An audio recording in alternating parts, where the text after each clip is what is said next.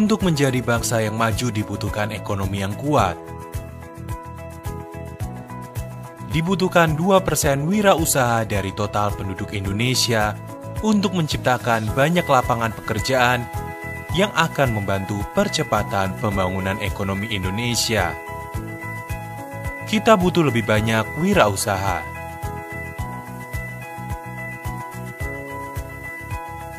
Unisbank Entrepreneurial and IT-Based University. Universitas swasta yang mempunyai misi menciptakan wirausaha-wirausaha muda yang memiliki mental entrepreneur dan mandiri.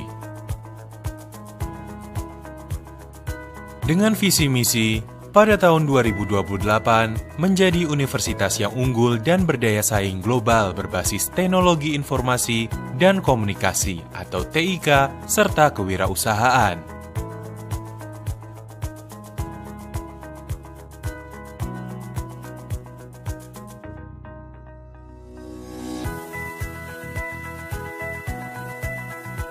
Unisbank memiliki 10 program studi dalam 6 fakultas yang akan mendidik calon-calon entrepreneur muda.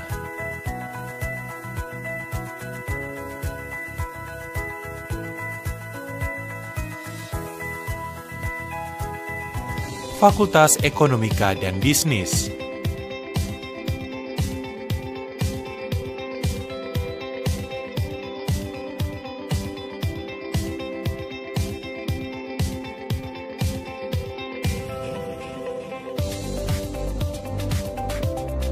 Fakultas Teknologi Informasi.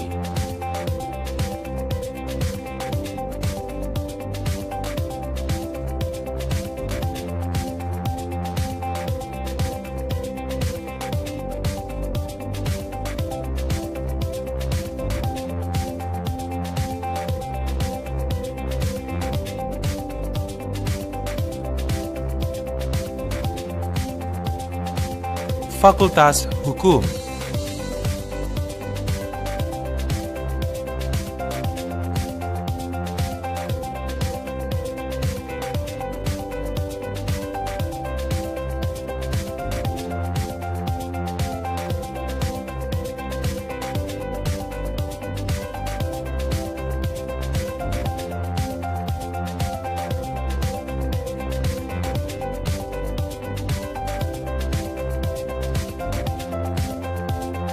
Fakultas Bahasa dan Ilmu Budaya.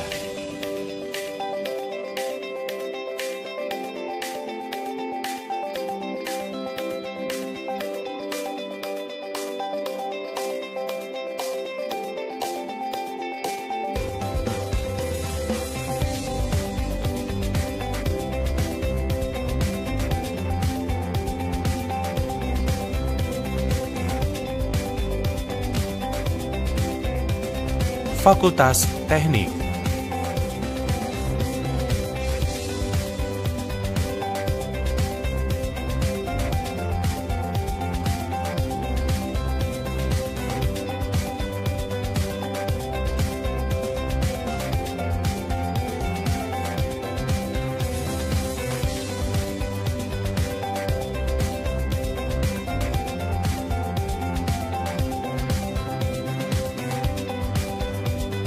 Fakultas Pariwisata.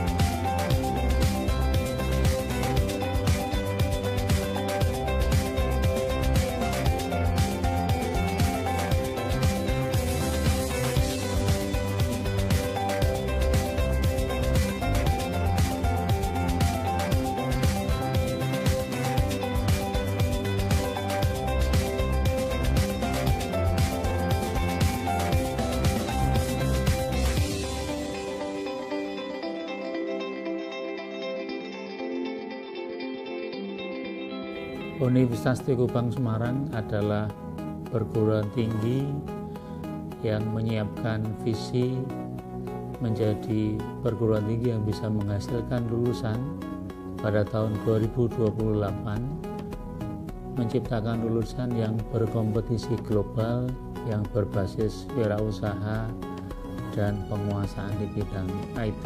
Untuk menuju pada pencapaian visi itu, kami terus meningkatkan berbagai kerjasama, baik kerjasama dengan institusi pemerintah di dalam negeri maupun institusi di berbagai negara di luar negeri. Khususnya untuk bidang entrepreneur dan IT, memang ini menjadi basis bahwa mahasiswa Unisbank dia harus satu menguasai teknologi, yang kedua dia harus mampu untuk mandiri karena kami bekali dengan entrepreneurship, sehingga tahun 2028 kami siap untuk menjadi perguruan tinggi yang bisa menghasilkan lulusan di tingkat global. Terima kasih, mudah-mudahan memberi solusi untuk menjadi Unisbank lebih baik. Apa kata mereka tentang Unisbank? Banyak hal-hal yang saya ambil setelah kita bekerja. Semua teori-teori ternyata sama dengan apa yang kami praktekkan. Jadi semua itu berguna untuk pekerjaan di masa-masa yang akan datang. Untuk harapan saya ke depannya, Unisbank akan semakin maju untuk mencetak generasi-generasi baru setelah saya, karena memang sangat dibutuhkan dalam industri perbankan selama ini. Terbukti dengan lulusan-lulusannya yang selama ini banyak menduduki di pos-pos penting di perbankan seluruh Indonesia.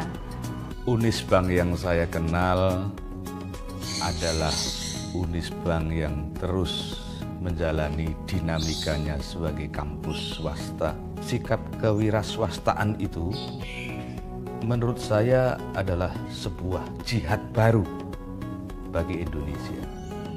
Jadi mahasiswa entrepreneurship di Unisbank ini, sejauh intuisi saya, ia diajar, dikelola, di-coach oleh sumber-sumber yang sangat otentik dan menjadi pelaku-pelaku paling intensif di dunia kewirausahaan. Saya optimis kepada niat baik ini. Saya doakan kampus ini menjadi bagian dari pertumbuhan negeri ini. Saya Pri GS. Dengan berkuliah di Unisbank sangat membantu dalam pengembangan usaha saya, karena di Unisbank sendiri terdapat beberapa program untuk kewirausahaan yang bisa saya ikuti, dan kemudian kami juga mempunyai beberapa link untuk mengembangkan usaha baik di bidang pemasaran maupun di bidang produksi. Dengan itulah kami harap kalian bisa bergabung untuk menjadi wirausaha sukses dengan berkuliah di Unisbank. Bicara entrepreneurship Jawa Tengah, saya rasa nggak bisa lari jauh-jauh dari Unisbank. Unisbank ada di garis depan bersama-sama dengan Kadin Jawa Tengah, bersama-sama dengan pemerintah daerah Jawa Tengah untuk membuka network, untuk mengembangkan pasar bagi teman-teman UKM. Dan pada saat ini saya rasa Unisbank bukan hanya bicara entrepreneurship, tapi juga bicara kreatif entrepreneurship, dan selalu bersinergi dengan kami, Kadin Jawa Tengah, ke depan untuk membuat UKM berkualitas global dari Kota Semarang dan dari Jawa Tengah pada khususnya.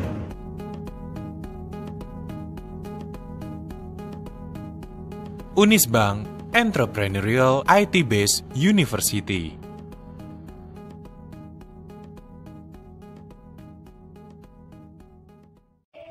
Assalamualaikum warahmatullahi wabarakatuh.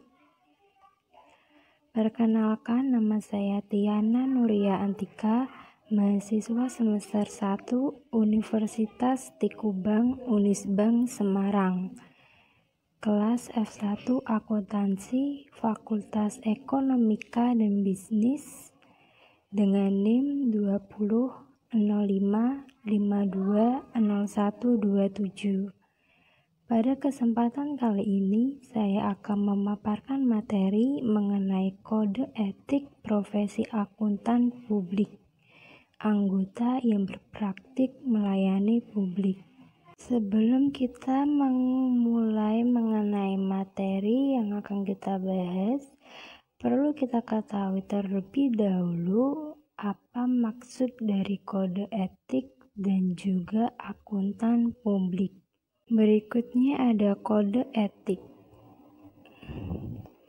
Apa itu kode etik? Kode etik adalah suatu sistem norma, nilai, dan juga aturan profesional tertulis yang secara tegas menyatakan apa yang benar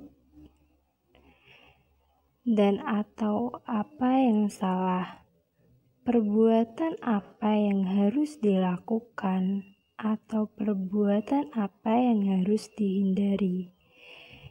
Lalu, tujuan dari kode etik itu sendiri yaitu supaya profesional memberikan jasa yang sebaik-baiknya kepada para pemakai atau para nasabahnya.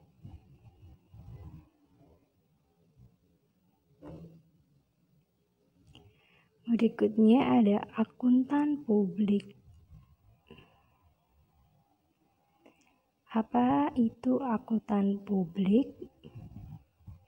Akuntan publik adalah profesi yang memberikan jasa sebagai profesional yang telah memiliki izin dari negara untuk melakukan praktik sebagai akuntan swasta yang bekerja secara independen. Lalu untuk tugasnya sendiri, akuntan publik itu dapat melakukan analisis laporan keuangan, audit laporan keuangan, audit pajak, dan lain sebagainya. Untuk akuntan publik itu wajib menjadi anggota IAPI, yaitu Institut Akuntan Publik Indonesia. Berikutnya kita akan membahas mengenai materi di bab ini. Yang pertama ada pendahuluan. Di bagian bab ini mengatur persyaratan dan juga materi aplikasi untuk anggota yang berpraktik melayani publik ketika menerapkan kerangka kerja konseptual yang telah ditetapkan di seksi 120. Lalu timbulnya berbagai ancaman. Mengapa dapat timbul berbagai ancaman? Karena bagian ini tidak menjelaskan semua fakta dan keadaan termaksud aktivitas, kepentingan, dan juga hubungan profesional yang mungkin dihadapi oleh anggota yang berpraktik melayani publik. Dengan demikian, maka kerangka kerja konseptual mensyaratkan anggota yang berpraktik melayani publik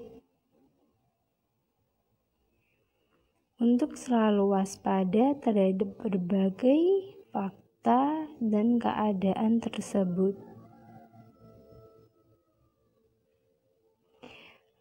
Lanjutan, di mana pada standar independensi itu diatur di dalam bagian 4A tentang perikatan audit dan perikatan review, dan bagian 4B yaitu perikatan ansuran selain perikatan audit dan perikatan review. Untuk persyaratan dan materi aplikasi diatur di dalam bagian 3 tentang anggota yang berpraktik melayani publik. Berikutnya ada persyaratan dan materi aplikasi, di mana setiap anggota itu harus mematuhi prinsip dasar etika yang telah ditetapkan di seksi 110, dan menerapkan kerangka kerja konseptual yang telah ditetapkan di seksi 120 untuk mengidentifikasi, mengevaluasi, dan mengatasi ancaman terhadap kepatuhan pada prinsip dasar etika tersebut, di mana anggota harus mempertimbangkan konteks yang mencakup satu permasalahan yang muncul atau mungkin muncul. Untuk itu, ketika seorang individu yang merupakan anggota melakukan aktivitas profesional berdasarkan hubungan anggota dengan kantor, baik sebagai seorang tenaga kontrak, karyawan, atau pemilik, individu tersebut harus mematuhi ketentuan dalam bagian 2 yang berlaku untuk keadaan tersebut. Maksud dari situasi bagian 2 untuk anggota ada beberapa contohnya. Yang pertama, menghadapi konflik kepentingan ketika bertanggung jawab dalam memilih pemasok untuk kantor. Yang kedua, menyusun atau menyajikan informasi keuangan untuk klien anggota atau kantornya. Yang ketiga, ditawari bujukan. Yang keempat, menghadapi tekanan dari rekan perikatan yang melaporkan pembebanan jam kerja yang tidak akurat untuk suatu perikatan klien. Berikutnya, identifikasi masalah. Di identifikasi masalah ini ada setidaknya 5 ancaman yang akan timbul pada akuntan publik. Yang pertama ada ancaman kepentingan pribadi, ancaman telaah pribadi, ancaman advokasi, ancaman kedekatan, dan ancaman intimidasi.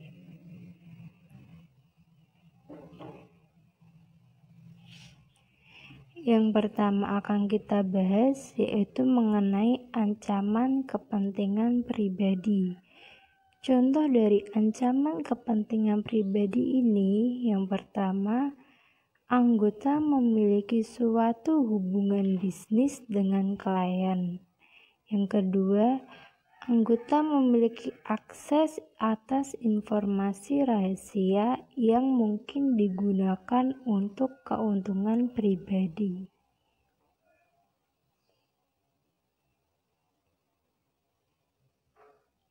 Yang kedua, ancaman telaah pribadi. Contoh dari tindakan ini adalah anggota menerbitkan laporan asuransi atas efektivitas operasi sistem keuangan setelah anggota yang bersangkutan mengimplementasikan sistem tersebut. Yang kedua, anggota menyiapkan data asli yang digunakan untuk menghasilkan catatan yang merupakan hal pokok dari suatu perikatan asuransi. Yang ketiga, ada ancaman advokasi. Contoh dari ancaman advokasi ini ada anggota mempromosikan kepentingan atau saham dari klien. Yang kedua, anggota melobi proses legislasi atau kepentingan klien.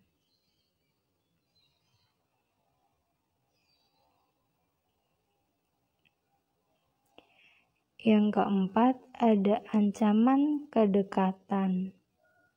Contoh dari ancaman kedekatan yaitu anggota memiliki anggota keluarga dekat yang menjabat sebagai direktur, komisaris atau pejabat eksklusif atau pejabat eksekutif klien. Yang kedua, anggota tim audit yang memiliki hubungan yang lama dengan klien audit.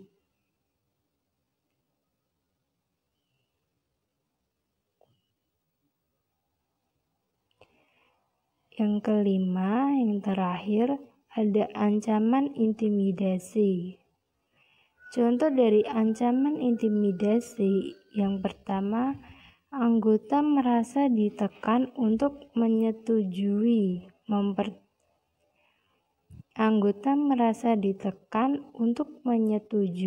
pertimbangan dari karyawan klien karena karyawan tersebut lebih ahli dalam permasalahan yang diperdebatkan. Yang kedua, anggota sedang terancam kehilangan perikatan dari klien atau pemecatan dari kantor karena perselisihan tentang permasalahan profesional. Setelah kita melakukan identifikasi ancaman pada akuntan publik, selanjutnya kita mengevaluasi terhadap ancaman tersebut, di mana kondisi, kebijakan, dan prosedur seperti itu mungkin berhubungan dengan yang pertama, klien dan lingkungan operasinya. Yang kedua, kantor dan lingkungan operasinya.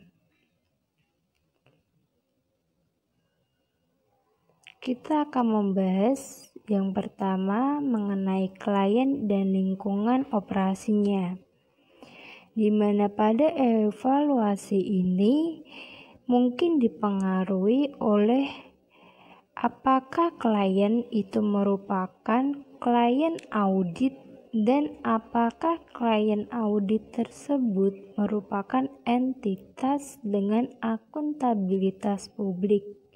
Atau yang kedua, klien asuransi yang bukan merupakan klien audit.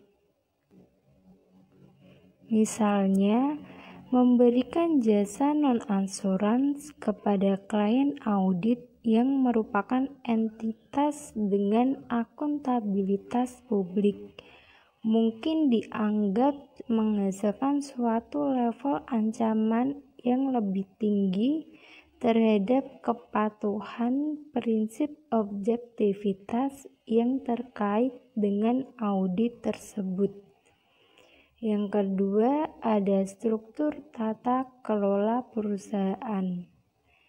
Contoh dari evaluasi ini yaitu klien memiliki karyawan yang kompeten dengan pengalaman dan senioritas untuk membuat keputusan manajerial. Yang kedua, klien memiliki struktur tata kelola perusahaan yang memberikan pengawasan dan komunikasi yang tepat terkait dengan jasa dari kantor. Berikutnya, yang kedua, ada kantor dan lingkungan operasinya, di mana pada evaluasi ini ancaman mungkin dipengaruhi oleh lingkungan kerja dalam kantor dan lingkungan operasinya. Sebagai contoh, kepemimpinan dalam kantor mendorong kepatuhan terhadap prinsip dasar etika dan menetapkan ekspektasi bahwa anggota tim asuransi akan bertindak demi kepentingan publik. Yang kedua, kebijakan atau prosedur menetapkan dan memantau kepatuhan terhadap prinsip dasar etika oleh semua personel.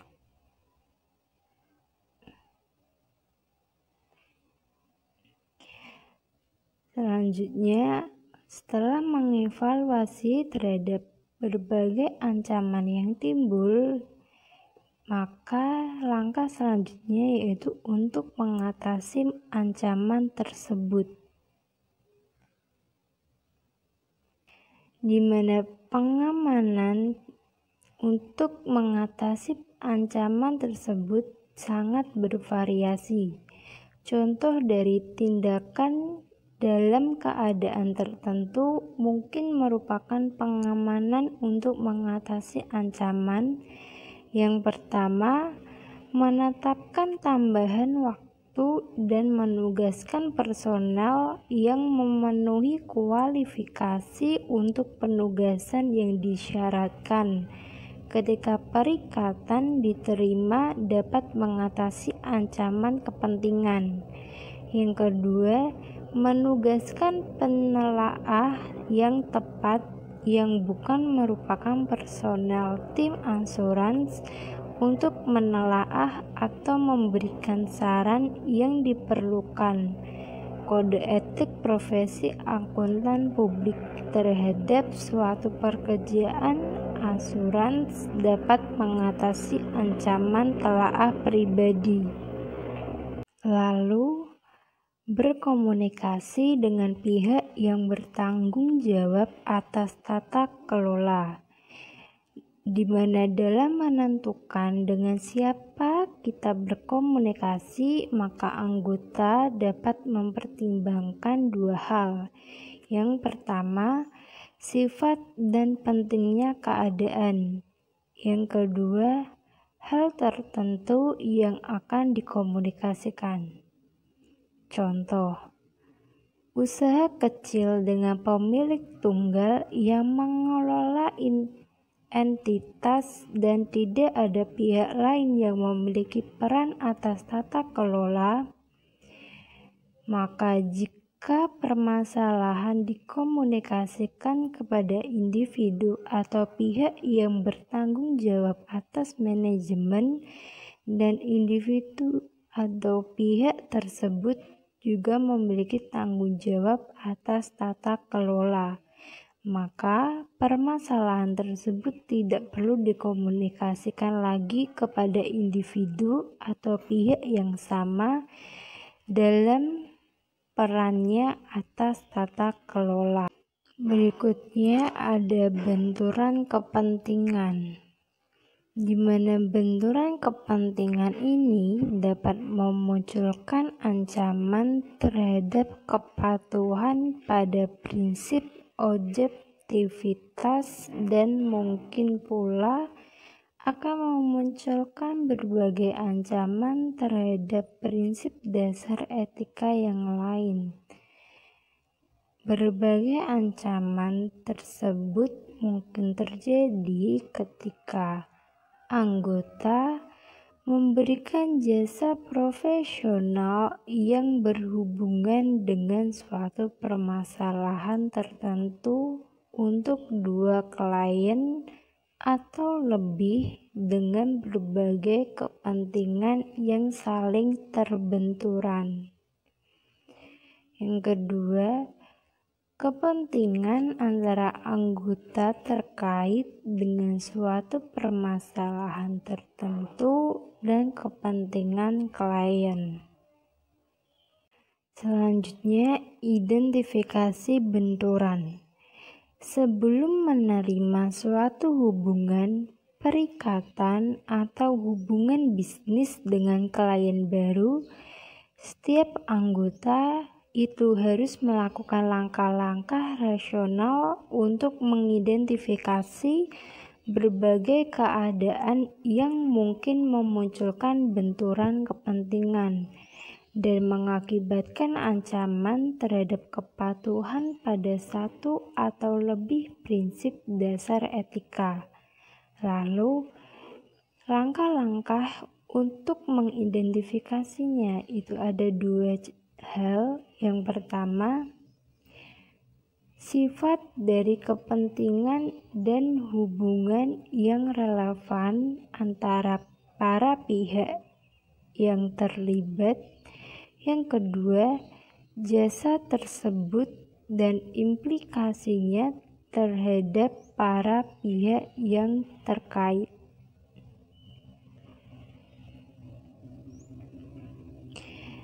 Selanjutnya, di mana suatu proses yang efektif untuk mengidentifikasi berbagai benturan kepentingan yang aktual atau potensial akan bergantung pada beberapa faktor tersebut.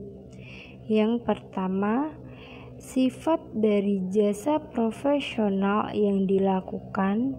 Yang kedua, ukuran dari kantor. Yang ketiga, ukuran dan sifat dari klien. Yang keempat, struktur dari kantor. Misalnya, jumlah dan lokasi geografis kantor.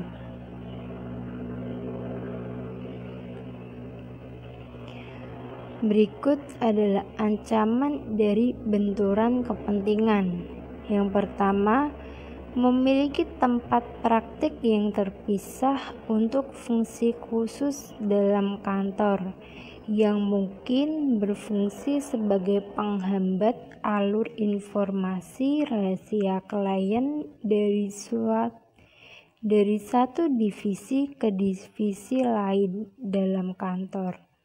Yang kedua, kebijakan dan prosedur untuk membatasi akses terhadap berkas klien. Yang ketiga, perjanjian kerahasiaan yang ditandatangani oleh para karyawan dan para rekan di kantor.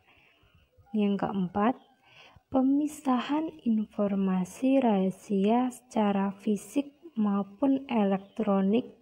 Dan yang kelima, pelatihan dan komunikasi yang bertujuan khusus.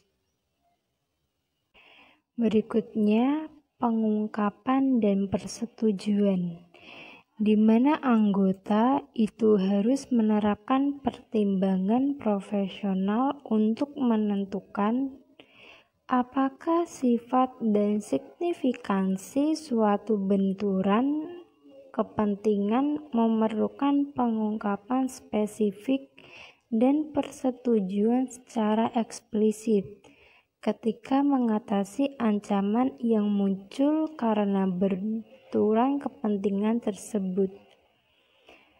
Berikut adalah faktor-faktor yang dipertimbangkan ketika menentukan perlunya pengungkapan spesifik dan persetujuan eksplisit tersebut.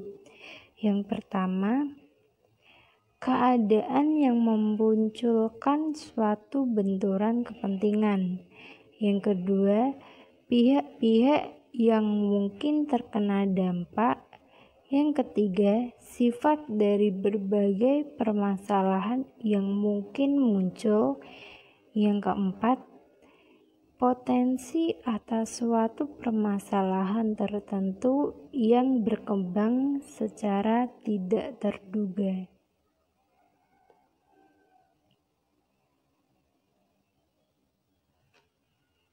Selanjutnya, jika anggota telah menentukan bahwa persetujuan diperlukan secara eksplisit dan permintaan tersebut ditolak oleh klien, maka yang harus dilakukan oleh anggota itu yang pertama, mengakhiri atau menolak untuk melaksanakan jasa profesional yang akan mengakibatkan benturan kepentingan, atau mengakhiri hubungan yang relevan atau melepaskan kepentingan yang relevan untuk menghilangkan ancaman atau menurunkan pada level yang dapat diterima. Sebelum mengakhiri presentasi mengenai kode etik akuntan publik, anggota yang berpraktik melayani publik, ada sedikit kata-kata motivasi dari saya yang mungkin akan memotivasi Anda. Sebagai manusia, kita juga perlu bertindak untuk mencapai masa depan.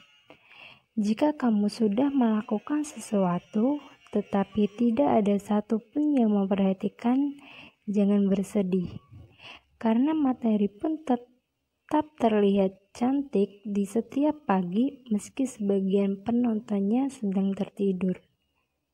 Don't be afraid your life will end, be afraid that it will never begin. Jangan terlalu khawatir mengenai masa depan, karena kalian semua memiliki Tuhan yang telah mempersiapkan semuanya dengan indah.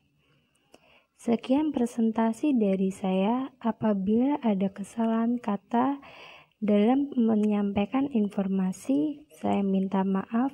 Wassalamualaikum warahmatullahi wabarakatuh.